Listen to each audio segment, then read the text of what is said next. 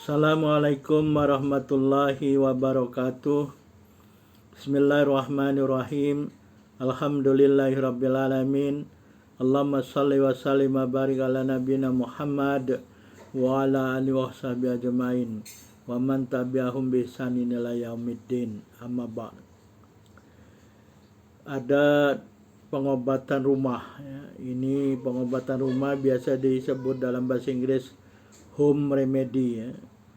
Ada pengobatan rumah secara alami atau natural home remedies yang didukung oleh ilmu pengetahuan untuk meredakan atau membantu mengurangkan rasa sakit pada sendi ya.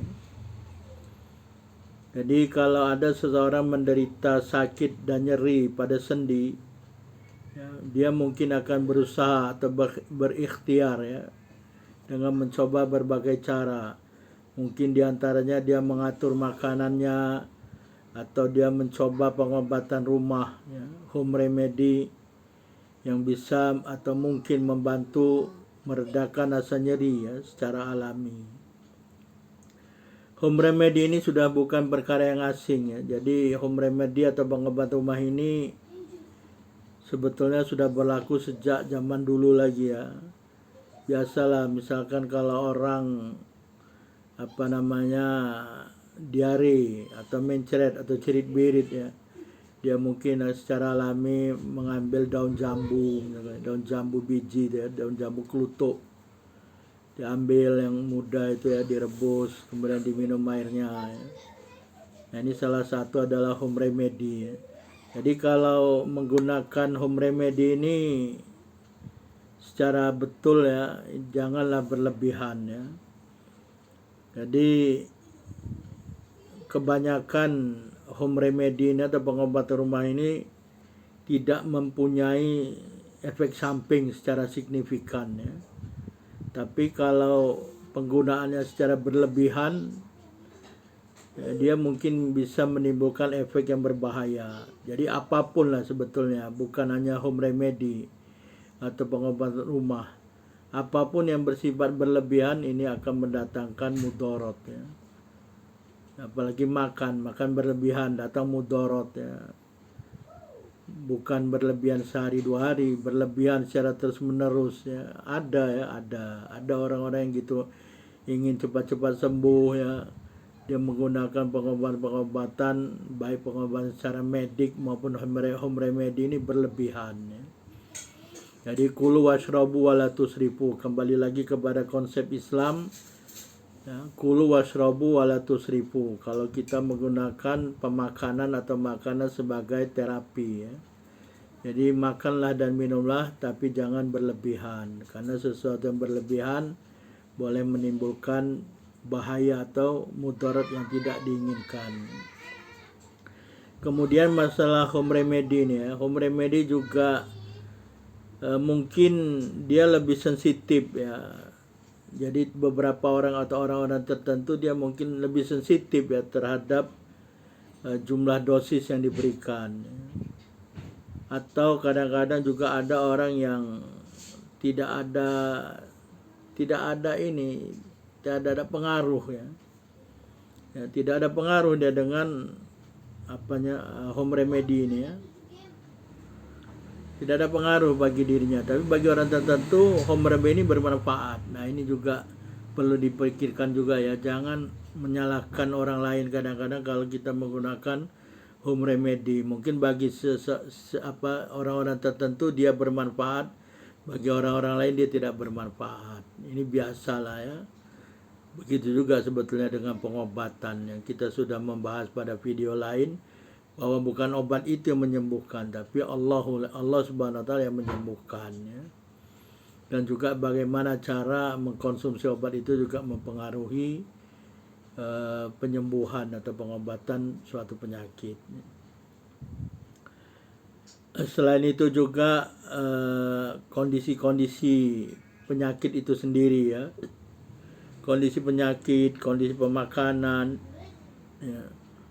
Jadi kalau ada seseorang yang orang yang sakit, dia juga mengkonsumsi obat dari dokter mau menggunakan home remedy, sebaiknya konsultasi dulu kepada dokter yang mengobatinya ya.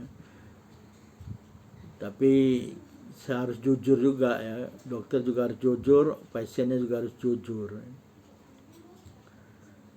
Jadi sebelum mengkonsumsi makanan-makanan yang digunakan dalam home remedy, kalau dia menggunakan obat-obat farmasi ya, sebaiknya konsultasi. Jangan sampai ada kontradiksi terhadap home remedy, antara obat dan home remedy. Kemudian bagi orang-orang yang juga ada reaksi alergi ini ya, mungkin akan menyebabkan gejala yang dialami lebih menjadi parah gitu ya. Ini juga hati-hati orang-orang yang mengalami atau mempunyai alergi ya, alergi terhadap makanan, alergi terhadap bahan-bahan tertentu ya. Jadi sebelum dia menggunakan home remedy, pastikan dia tidak alergi ya. Kemudian juga tidak selalu home remedy ini bersifat selamat atau efektif untuk seseorang. Tadi juga kita sudah sebut, mungkin terhadap orang-orang tertentu dia bersifat efektif dan bermanfaat, tapi bagi orang lain dia tidak bermanfaat. Karena kadang-kadang satu kajian atau satu penelitian, apakah penelitian klinik, tidak selalu mengcover, tidak selalu mewakili seluruh community ya, atau seluruh badan orang gitu. Jadi mungkin satu penelitian dia mengkaji sejumlah orang bermanfaat, mungkin ini tidak bermanfaat bagi orang lain. Jadi ini juga perlu dipikirkan ya, jangan sampai kita juga menyalahkan orang gitu. Ya mungkin pada diri kita nggak bermanfaat, bagi orang lain bermanfaat.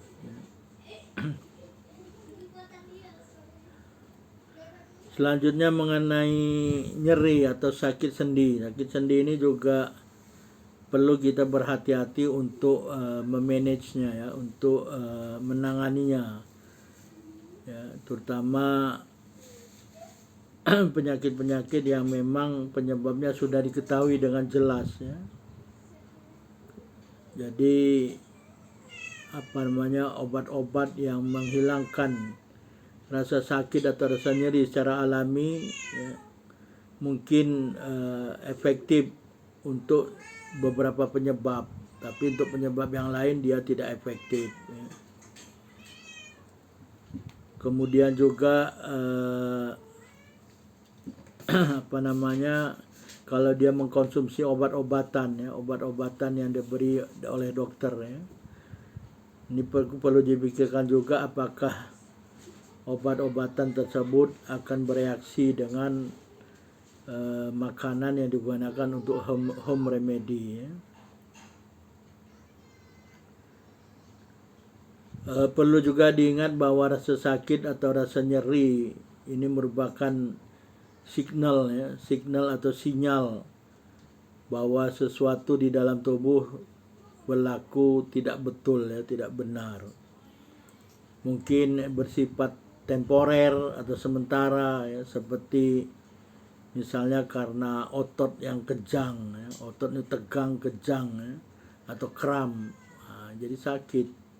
Atau dia juga bersifat serius ya, masalah kesehatan yang serius, yang memerlukan treatment, memerlukan rawatan medik ya. Nah ini apalagi kalau ada, karena penyebab sakit sendi ini bermacam-macam ya, bermacam-macam. Ada karena infeksi, ada karena degenerasi ya. Yang umum misalkan seperti osteoartritis. Osteoartritis ini karena berkurang tulang rawan pada persendian ya, terutama sendi lutut. Orang-orang yang mengalami degenerasi tulang rawan pada lututnya ini sakit ya, nyeri. Jadi diobati apapun kadang-kadang hanya sebagai penghilang gejala saja, tapi tidak menghilangkan sumber sakitnya, karena tulang yang beradu ya, karena tulang rawannya sudah berkurang atau bahkan sudah hilang gitu ya. Jadi ada degenerasi tulang rawan pada persendian, terutama persendian lutut. Ini disebut dengan osteoartritis. Ya. Atau juga ada karena penyakit autoimun, ya, seperti rheumatoid arthritis. Ya. Nah ini bisa dikurangi rasa sakitnya dengan mengurangi makanan-makanan yang menyebabkan alergi. Jadi jangan malu ya kalau Anda punya sakit sendi, ya. Apakah sudah diketahui penyebabnya atau belum, ya. Pergilah ke klinik atau ke dokter untuk mengetahui atau mendiagnosis apa sebetulnya penyebab atau sumber rasa sakit pada sendi tersebut, ya. Jadi sekali lagi, sebelum menggunakan herbal atau suplemen, ya, herbal terapi, ya, herbal terapi, karena pada home remedy ini boleh menggunakan makanan atau suplemen, juga boleh menggunakan herbal, ya, herbal untuk terapi. Ya. Jadi kalau Anda mengkonsumsi obat, konsultasikan supaya tidak ada efek samping atau tidak ada kontradiksi, ya, kontradiksi terhadap obat-obatan yang dikonsumsi.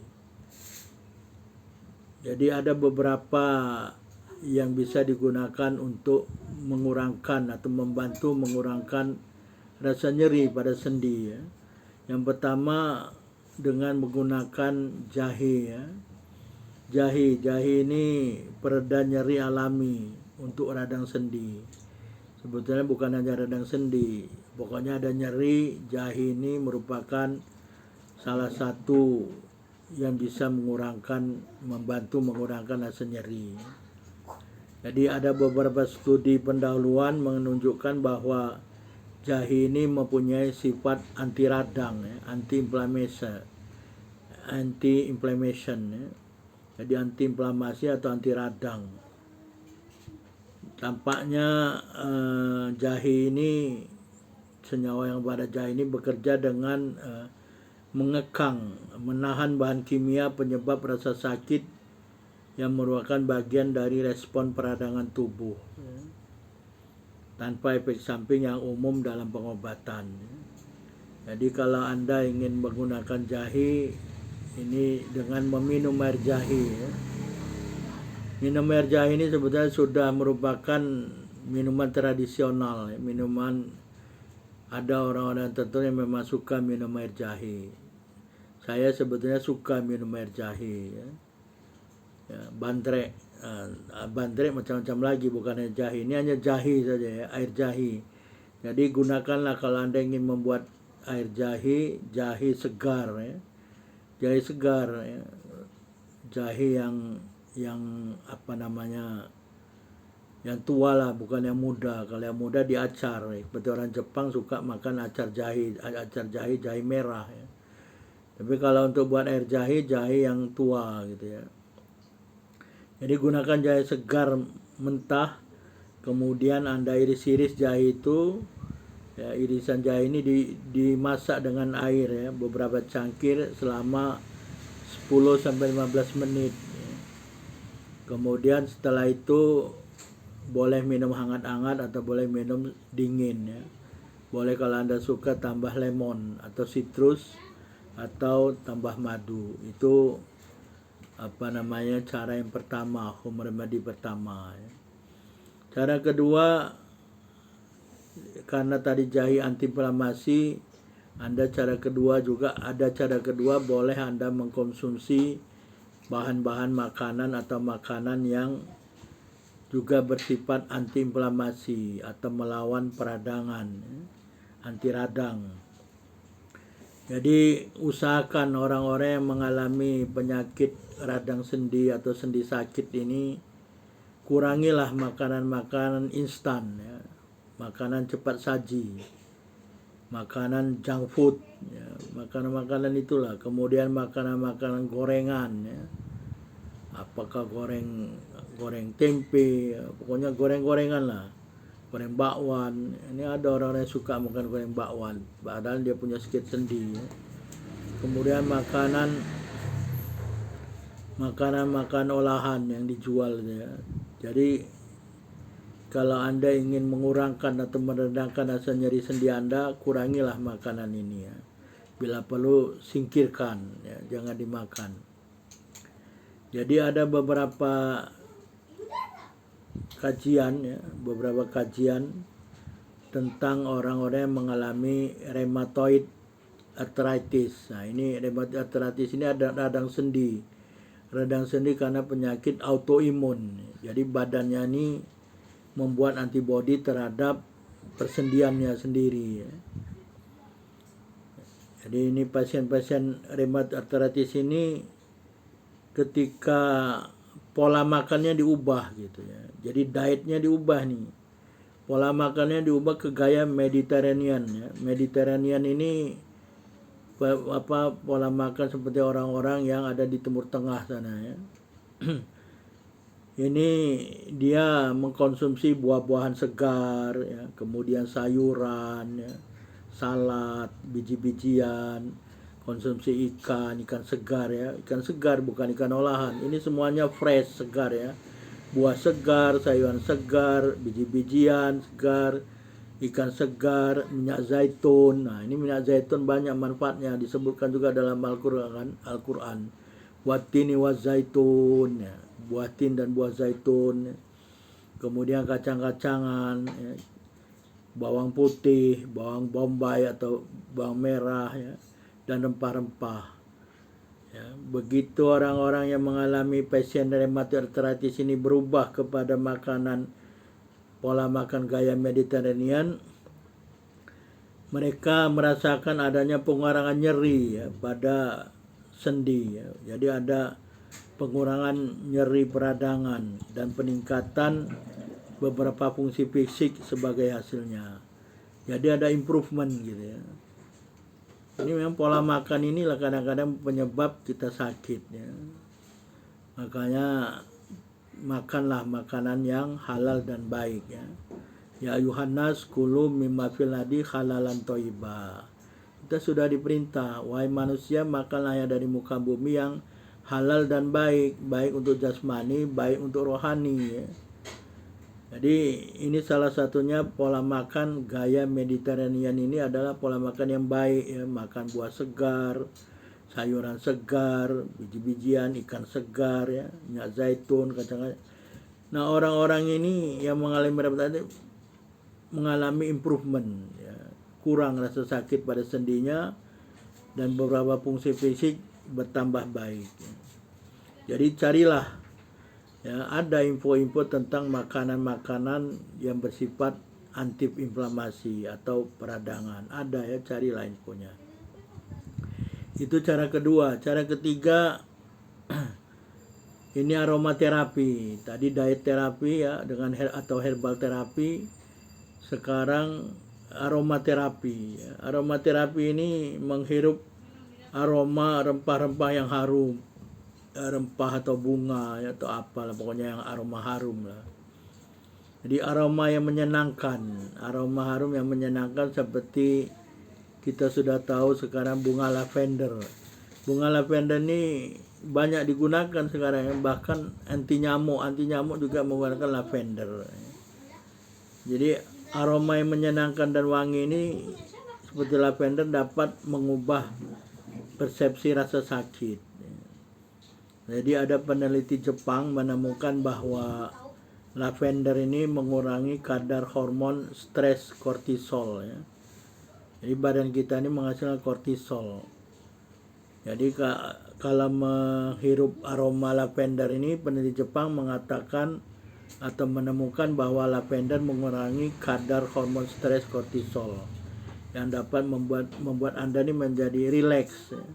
Jadi tenang, rileks, dan kurang menyadari rasa sakit. Jadi rasa sakitnya tidak terasa gitu. Karena rileks, tenang, senang, bahkan bisa tertidur mengurangkan rasa sakit. Tapi perlu diingat bahwa lavender bukan satu-satunya aromaterapi yang digunakan dalam home remedy ya, untuk menghilangkan rasa sakit radang sendi. Jadi ada juga peneliti peneliti dari Korea ya. Peneliti Korea ini menemukan bahwa pasien artritis mengalami lebih sedikit rasa sakit dan kurang tertekan ya ketika mereka menghirup aroma berbagai rempah-rempah dapur seperti marjoram. Marjoram ini herbal ya. Marjoram ini herbal. Dia mengeluarkan aroma seperti citrus, rosemary dan peppermint ya, daun mint. Nah ini tiga herbal ini digunakan untuk aromaterapi ya, mengurangkan rasa sakit pada pasien artritis radang sendi ya. Jadi mereka kurang tertekan dan rasa sakit juga berkurang. Jadi untuk perawatan aromaterapi ini yang menenangkan rasa sakit ini boleh juga ditambahkan minyak zaitun ya, minyak zaitun atau minyak kelapa atau minyak sayur pada rempah-rempah yang beraroma tadi, harum, supaya aroma itu tidak cepat hilang gitu ya. Kalau dikasih minyak ini dia akan dilepas perlahan-lahan ya. Jadi boleh juga ditambah minyak zaitun, minyak kelapa atau minyak sayur. Jadi hiruplah aroma ini secara berkala gitu ya. Karena dia akan bersifat menenangkan dan mengurangkan rasa sakit. Itu cara ketiga. Cara keempat, small exercise ya. Ada exercise lah sedikit tangan nih, terutama tangan ya. Tangan ini sangat-sangat penting ya untuk digerakkan. Kalau orang yang kurang menggerakkan tangan, ini mungkin banyak gangguan-gangguan pada badannya ya. Jadi kedengarannya menggerakkan tangan dengan apa? Misalkan dengan cuci piring ya. Cuci piring yang simpel-simpel aja gitu. Ini seolah-olah berlawanan dengan intuisi ya. Dengan intuisi orang sakit sendi kok suruh cuci piring dengan tangan ya. Tapi sebetulnya tugas dapur sederhana ini untuk menggerakkan tangan ini supaya tangan ini tidak diam. Kalau diam saja kurang bergerak, ini sendi akan tambah sakit gitu ya. Jadi bagaimana cara kerjanya? Pertama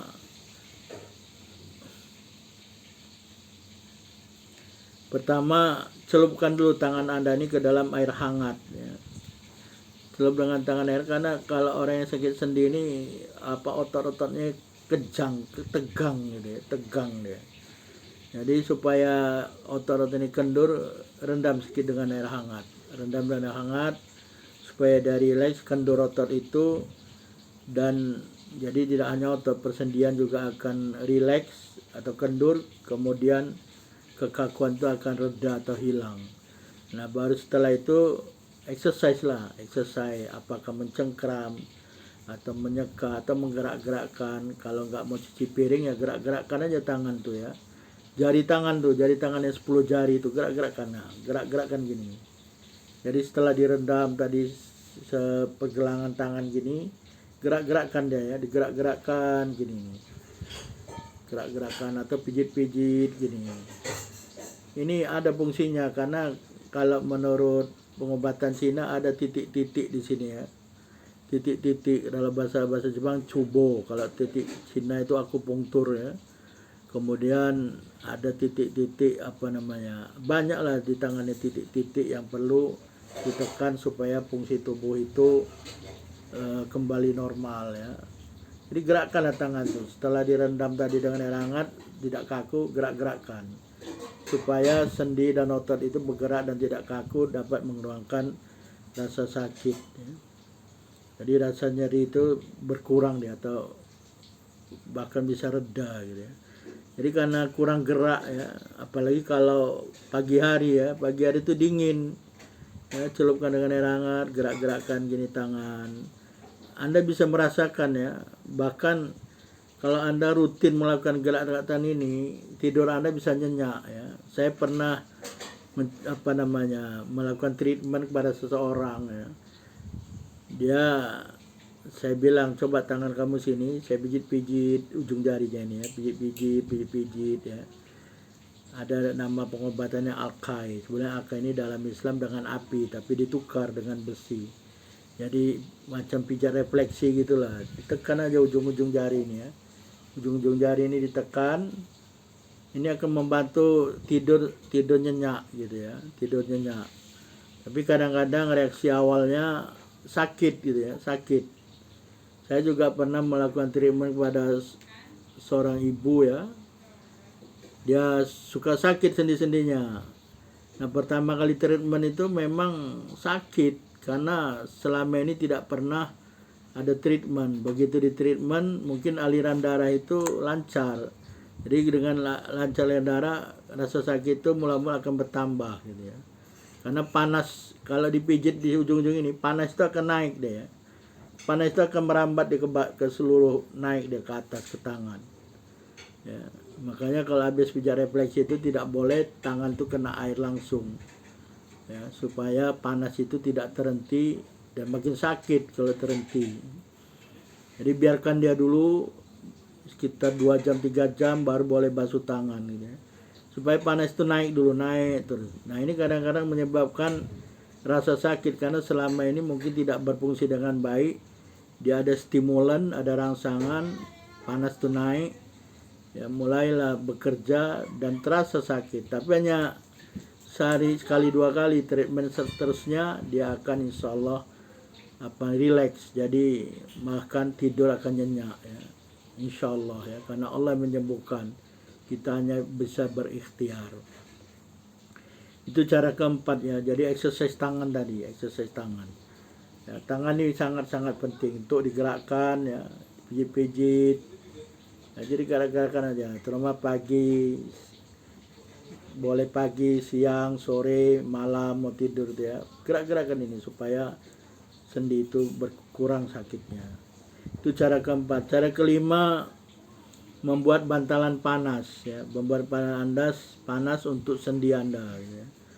Jadi gunakanlah kaos kaki ya, tapi kaos kaki katun yang bahannya cotton ya, katun yang bahan dari kapas, bukan bahan sintetik ya, serat sintetik. Karena ini digunakan kaos kaki katun ini diisi beras ya, beras mentah, kemudian diikat rapat, kemudian dipanaskan ya, panaskan dengan microwave kalau yang punya microwave. Kalau nggak punya microwave susah juga, cuman memanaskan. Karena ini berasal dari western country ya, dia orang-orang yang punya teknologi, dia menggunakan kaos kaki yang katun ini diisi beras, dipanaskan di microwave. Panaskan microwave ya dengan suhu tinggi selama 2 hingga 3 menit ya. Jadi saat sudah agak-agak hangat ya, suam-suam kuku gitu yang bisa kalau ditempelkan di sendi-sendi itu dia tidak terasa panas sekali gitu ya, hangat-hangat gitulah, suam-suam ya, panas suam kuku gitu. Nah, letakkan di persendian yang sakit dan kaku ya. Jadi bantalan hangat ini yang kita buat sendiri tadi harus tetap hangat selama sekitar setengah jam. Jadi sendi itu dihangatkan gitu supaya aliran darah ke sana itu lancar. Jadi mungkin ada hasil-hasil metabolisme itu akan diangkut ya. Jadi butir-butir beras yang ada dalam kaos kaki tadi akan mudah membentuk mengikuti bentuk badan atau bentuk sendi ya, dan memberikan panas yang menenangkan. Jadi kalau hangat gitu ya, enak gitu, perasaannya enak ya, dia menenangkan gitu. Tapi kalau sendi ini kalau pagi, terutama pagi ya, dia suka sejuk, dingin gitu ya. Jadi kalau ada bantalan panas yang dari kaos kaki katun isi beras, nah dia mudah mengikuti bentuk sendi, menimbulkan rasa tenang ya, menenangkan. Jadi boleh juga ditambahkan di dalam beras yang dalam kaos kaki tadi, tambahkan aroma wangi ya. Campurkan tadi dengan beras tadi supaya 2 dia aromaterapi juga ya. Jadi sekaligus menghirup aroma wangi, ya, aroma wangi dan rawatan panas pada sendi. Itu cara kelima. Cara keenam, wallahu a'lam. Kita sambung insyaallah pada video atau waktu yang lain. Subhanakallahumma bihamdika asyhadu an la ilaha illa anta wa astaghfiruka wa atubu ilaik. Wabillahi taufiq wal hidayah. Wassalamualaikum warahmatullahi wabarakatuh.